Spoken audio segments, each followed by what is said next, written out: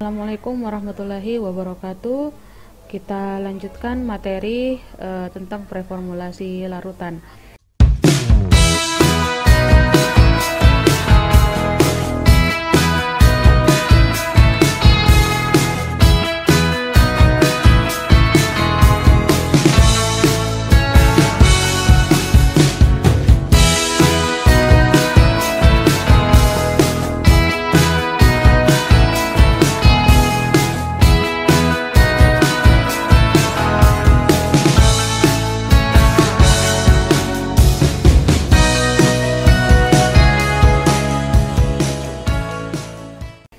Kita akan bahas satu persatu tentang preservatif atau bahan-bahan pengawet.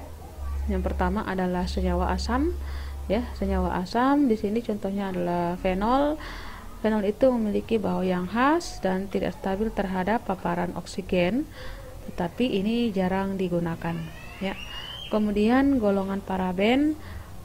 Golongan paraben ini seperti metil paraben dan propil paraben digunakan secara luas dalam suatu sediaan farmasi yang memiliki kelarutan di dalam air yang cukup baik, ya, dan memiliki aktivitas antibakteri dan anti jamur. Nah, di mana perbandingan yang baik pada penggunaan metil dan propil itu adalah 10:1. Jadi metilnya 10 dan propil parabennya 1. Berikutnya adalah golongan benzoat. Ya, golongan benzoat ini juga sangat luas digunakan, baik itu dalam sediaan obat maupun sediaan pangan, ya. Nah, di mana golongan benzoat ini memiliki aktivitas antibakteri dan anti jamur. Nah, kelarutannya rendah di dalam air, sekitar 0,34% pada suhu 25 derajat. Dan kelarutannya ini dapat ditingkatkan dengan menambahkan asam sitrat atau natrium asetat, ya. Nah, aktivitasnya tergantung dari pH medium, ya, karena hanya asam yang tidak berdisosiasi yang memiliki aktivitas antimikroba. Adapun aktivitas optimum jika media di bawah pH 4,5 dan di atas 5, senyawanya itu tidak aktif. Bahan pengawetnya ini tidak aktif, ya. Aktivitas antimikroba meningkat dengan penambahan senyawa protamin.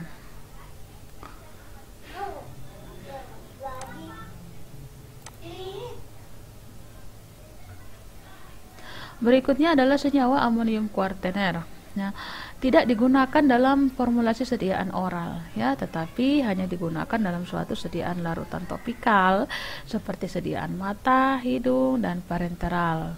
Dan efektivitasnya berkurang dengan adanya suatu anion. Berikutnya adalah antioksidan. Nah, antioksidan ini biasanya digunakan ketika kita mau membuat suatu sediaan yang mengandung bahan-bahan vitamin, ya, vitamin, kemudian minyak esensial dan lemak, asam-asam lemak, di mana ketiga senyawa ini itu sangat mudah untuk mengalami oksidasi sehingga kita perlu penambah bahan atau senyawa antioksidan, ya. Nah, reaksi oksidasi ini dapat dipengaruhi oleh adanya pemanasan, cahaya, dan logam beratnya. Seperti kita ketahui bahwa dalam suatu proses produksi suatu sediaan,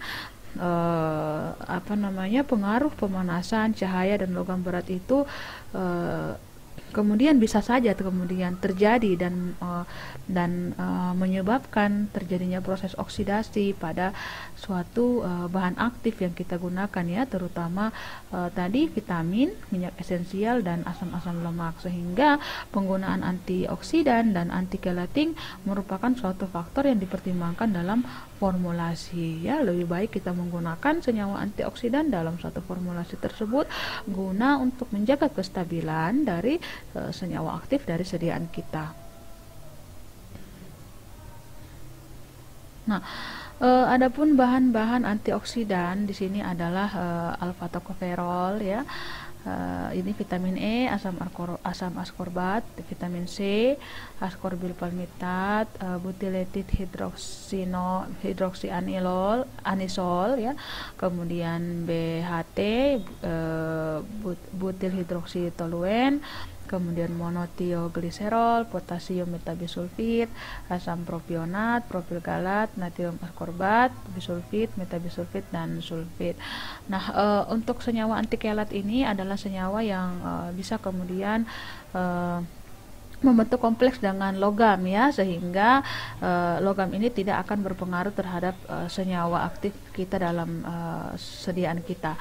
Nah, contoh-contohnya di sini adalah asam sitrat monohidrat, ya, disodium edetat, asam fumarat, asam malik, fosforik acid, natrium edetat, asam tartrat, dan trisodium edetat.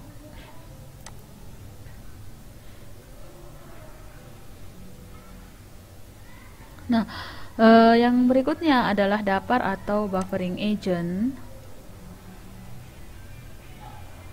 Nah, fungsi dapar di sini adalah bertujuan untuk meningkatkan stabilitas obat dalam sediaan dapar yang digunakan dalam formulasi sediaan larutan oral, di mana yang digunakan dalam sediaan larutan oral adalah dapar asetat dan dapar fosfat, ya, dengan pH yang netral atau sesuai dengan kebutuhan. Nah, fungsi dapar di sini adalah meningkatkan stabilitas obat dalam sediaan, ya. Bisa saja dalam proses penyimpanan itu terjadi penurunan pH, ya, apalagi untuk senyawa-senyawa untuk sediaan-sediaan larutan yang steril, ya, seperti tetes mata, tetes hidung, tetes telinga, kemudian beberapa sediaan parenteral juga memerlukan pendapar, ya, untuk menjaga stabilitas pH dari sediaan. Nah, berikutnya adalah pengontrol viskositas. Ya, pengontrol viskositas ini berfungsi untuk memudahkan suatu sediaan larutan ketika dituang. Ini khusus untuk apalagi untuk penggunaan larutan oral, ya. Jika dituang ke sendok itu tidak gampang untuk tumpah, ya. Nah, pengaruhnya adalah menjaga keseragaman juga, ya, dari dosis obat. Nah, adapun bahan-bahan peningkat viskositas yang biasanya digunakan adalah NaCMC, kemudian metilselulosa, kemudian hidroksietilselulosa, PVP, karbomer, dan gula, ya. Nah, tentunya uji viskositas ini harus kemudian kita lakukan sebelum dan sesudah melakukan uji accelerated test, yaitu uji waktu dipercepat, ya, dengan kondisi stres, di mana untuk melihat kestabilan dari suatu sediaan, ya. Jadi harus dilakukan uji viskositas dengan menggunakan viskometer. Apakah viskositasnya ini sudah sesuai dengan ketentuan yang ada, ya? Apakah dia masuk ke dalam rheologi atau viskositas aliran plastis, ya, pseudoplastis, dan sebagainya. Kemudian berikutnya adalah flavoring and coloring agent, ya. Bahan-bahan ini bertujuan untuk memperbaiki aroma, ya, bau, dan rasa dari sediaan, utamanya untuk senyawa-senyawa aktif obat yang mempunyai bau dan rasa yang tidak enak, ya. Nah, untuk artificial perfume atau parfum buatan itu dia lebih murah, ya, dan lebih mudah diperoleh serta lebih stabil dibandingkan dengan natural product yang kita dapatkan dari jus-jus buah atau aromatic oil seperti peppermint oil dan lemon oil, ya. Nah, pengaroma yang digunakan ini juga dia itu harus larut dalam air, ya, dan pengaroma biasanya itu memiliki kelarutan yang rendah, sehingga caranya adalah biasanya dilarutkan terlebih dahulu dengan sedikit alkohol, ya, karena pengaroma yang digunakan ini kan tidak terlalu banyak, konsentrasinya hanya sekian persen, biasa sampai 0,1 atau 0,5% saja dari 100% sediaan. Nah, kalau misalnya dia pengaromanya tersebut tidak larut sempurna dalam air, maka kita larutkan dulu dengan sedikit alkohol, baru kemudian kita tambahkan ke dalam sediaan larutan. Nah, jenis-jenis pengaroma yang biasa digunakan, yang pertama adalah yang agak rasa-rasa asin, itu seperti maple, apricot, butterscotch, ya, vanilla, wintergreen mint. Kemudian yang ada punya rasa-rasa agak pahit itu anis, coconut, mint, passion fruit, wild cherry, ya, yang sweet seperti vanilla, fruits and berries. Kemudian rasa sour yang asam masam seperti fruit and berry, citrus flavors and licorice, root beer and raspberry. Serta ada pengaroma tambahan seperti mentol, ya. Mentol ini memberikan sensasi yang dingin dan segar.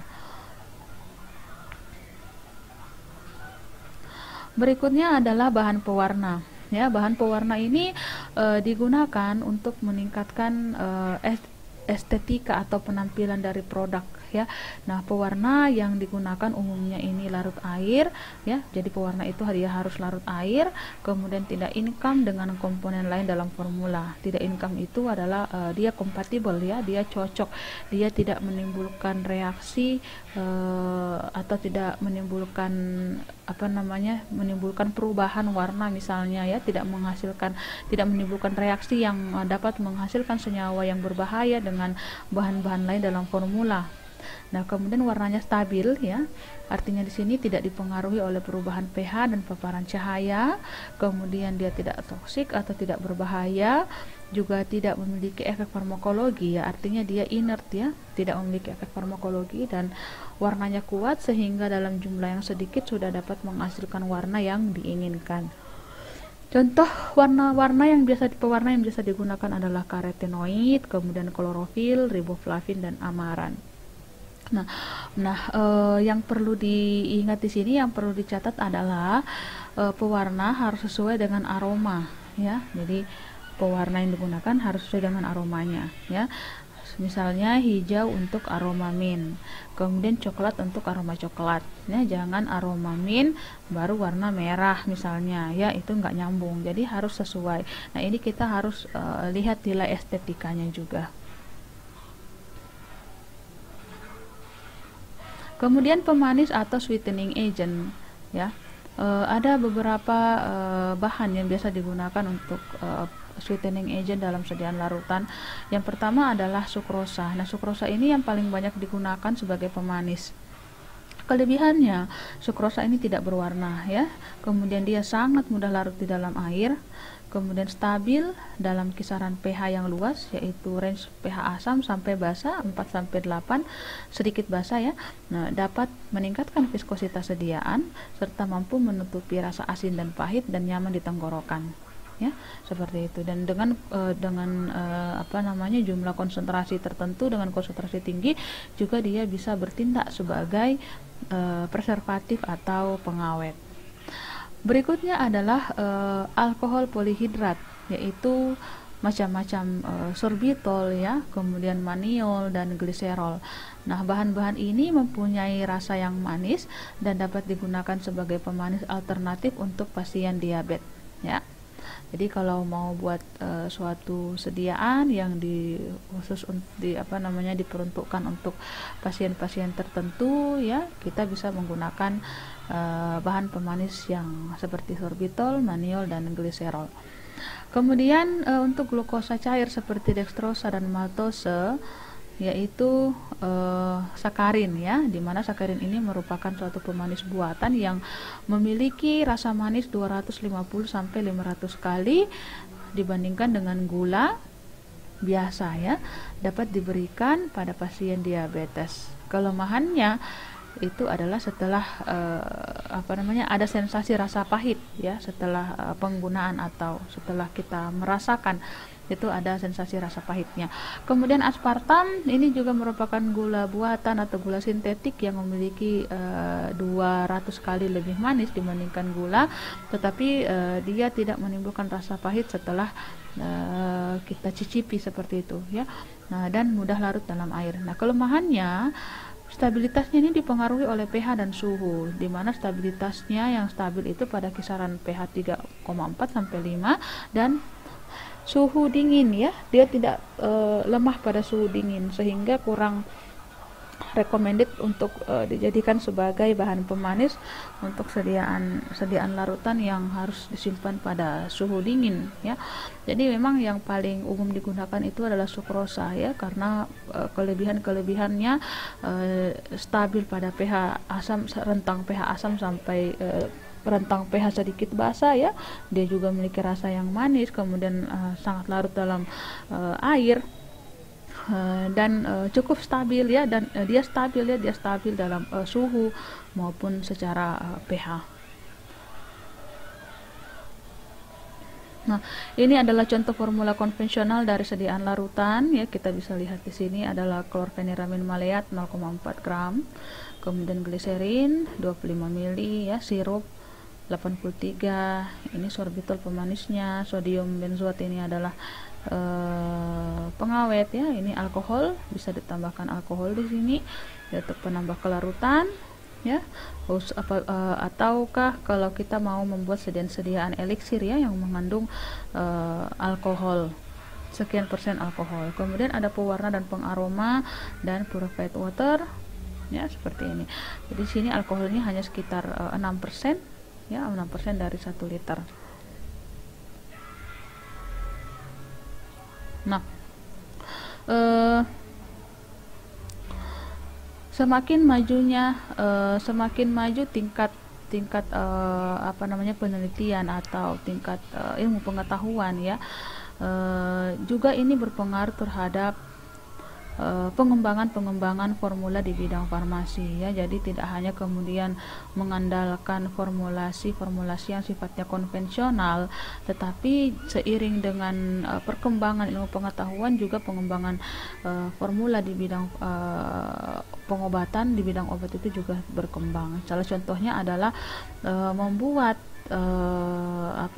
sediaan emulsi ya dari asam mefenamat, dan ini bisa meningkatkan disolusi dari obat tersebut. Nah, ini dipublikasi dalam jurnal Asian Journal of Pharmaceutical Science ya pada tahun 2015. Nah, ini masih merupakan penelitian yang baru ya.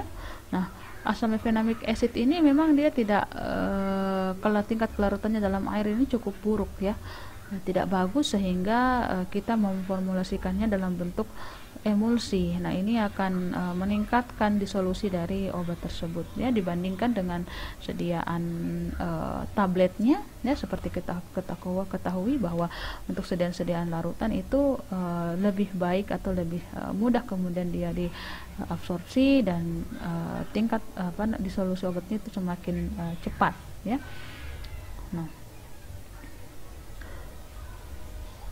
Nah, kita lihat bagaimana performulasi bahan aktifnya ya.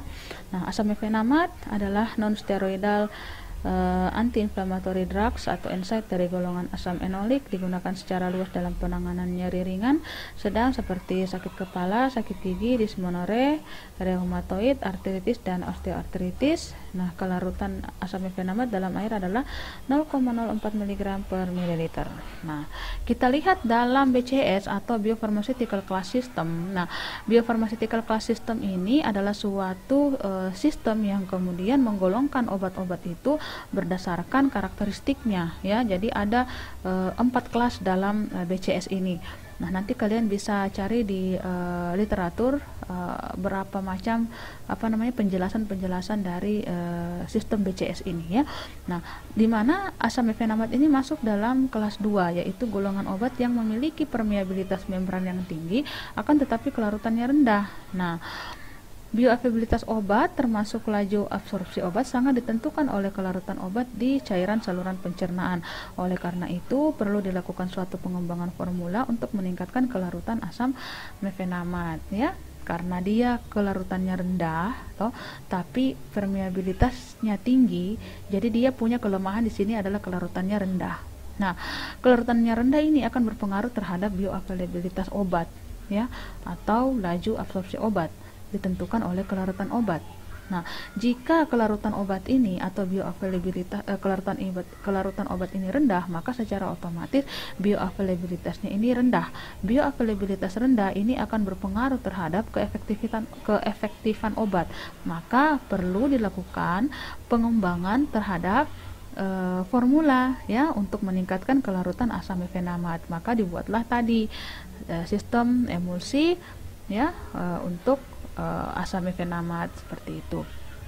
Nah, kemudian formulasi berikutnya adalah floating in situ gel base ya on alginate as carrier for stomach specific drug delivery of famotidine. Jadi famotidine dibuat dalam bentuk floating ya, dibuat dalam bentuk floating in situ gel seperti itu. Nah, kita lihat dulu penjelasan preformulasinya ya. Secara farmakologi, famotidine adalah antagonis reseptor H2 yang digunakan dalam terapi tukak lambung, duodenal ulcer, sindrom Zollinger-Ellison dan penyakit reflux ya. Dosis untuk terapi ulcer dan reflux esofagus yaitu 40 mg bla bla bla dan sampai dapat ditingkatkan hingga 80 mg. Dan famotidine termasuk golongan obat yang memiliki bioavailabilitas rendah. Nah, ini tadi ya. Sekali famotidine memiliki bioavailabilitas yang rendah, waktu paruh pendek, sehingga perlu dilakukan suatu pengembangan formula untuk meningkatkan bioavailabilitasnya. Salah satunya adalah gastroenteritic drug delivery system ya, dengan menggunakan metode formulasi yaitu floating in situ gel. Jadi kita buat dia dalam bentuk suatu sediaan yang bisa kemudian mengembang di dalam ini ya di dalam gastrointestinal. Nah, gastroenteritic drug delivery system adalah suatu sistem pengantaran obat yang membuat obat dapat terlepas secara perlahan-lahan di saluran pencernaan ya. Nah, seperti floating drug delivery system ini yaitu dengan mekanisme mengapung yang tadi ya, yang di awal tadi floating in situ gel. Jadi obat itu dibuat mengapung di dalam gastro, kemudian nanti dia akan melepaskan obat secara perlahan-lahan. Kemudian swelling and expanding system yaitu mekanisme mengembang ya, kemudian polymeric bioadhesive system yaitu mekanisme perlekatan, dan juga modified shape system and high density system ya. Nah, sistem floating ini menggunakan perbedaan kerapatan antara polimer dengan cairan gastrointestinal ya. Beberapa penelitian yang telah dilakukan yaitu famotidine floating dengan mekanisme effervescent dan multiparticulate floating famotidine dengan pembawa polimer yang memiliki porositas yang tinggi. Nah, penelitian ini menggunakan teknik in situ gel yaitu suatu bentuk sediaan yang spesifik digunakan untuk terapi lambung yang memiliki viskositas rendah dan viskositasnya akan meningkat atau membentuk gel ketika kontak dengan cairan lambung ya. Jadi kalian bisa bayangkan dibuat dalam teknik in situ gel floating itu di mana awalnya viskositasnya itu rendah, tetapi ketika dia kontak dengan cairan lambung maka dia akan meningkat viskositasnya dan dia seolah-olah berada dalam keadaan mengapung di dalam lambung, dan di situ kemudian nanti dia akan melepaskan obat secara perlahan-lahan dan secara kontinu ya.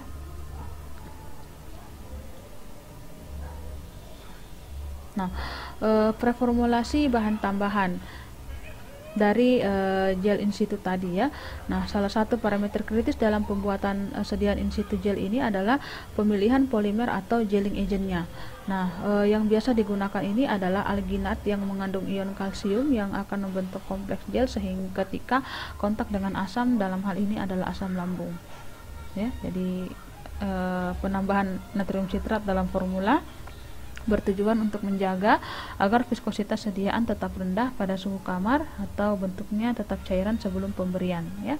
Jadi kita jaga sebelum dia diberikan atau kontak dengan asam lambung, dia harus tetap berada pada bentuk cairannya ya. Nanti kalau dia sudah dikonsumsi kontak dengan asam lambung, maka viskositasnya akan meningkat dan akan membentuk gel ya, seperti itu. Oke, untuk materi hari ini cukup sekian. Terima kasih banyak atas perhatiannya dan sampai jumpa minggu depan untuk materi selanjutnya.